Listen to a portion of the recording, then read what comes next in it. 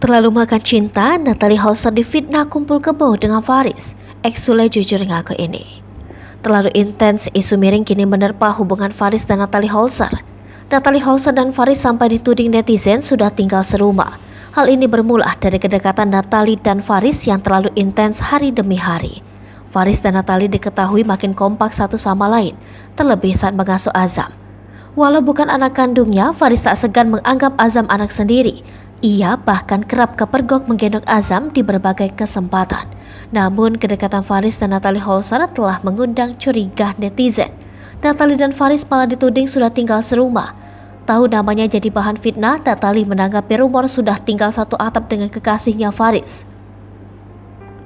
Natalie menjelaskan alasan Faris sering terlihat di rumahnya.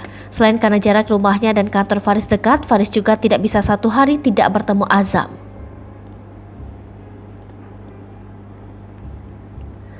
Natalie bahkan menyebut Faris sudah seperti jatuh hati pada Azam, sehingga selalu meluangkan waktu untuk menemui putranya selepas kerja.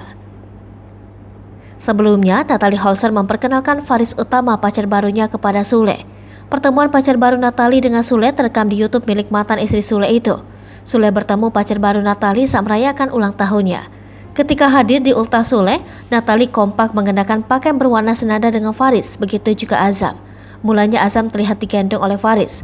Sule pun langsung keluar untuk menjemput putra bungsunya. Sule pun langsung mengambil Azam dari gendongan kekasih Natalie.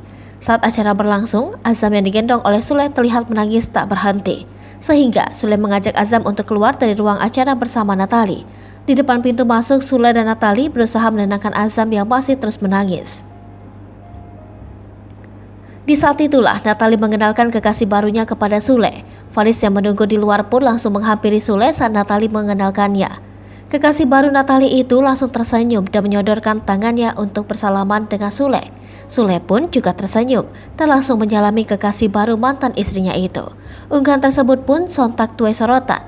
Banyak netizen yang menyoroti gaya kikuk Sule bertemu Faris. Hai pemirsa Sri Popo TV, jangan lupa komen, like, dan subscribe, serta tonton terus berita-berita terupdate lainnya ya.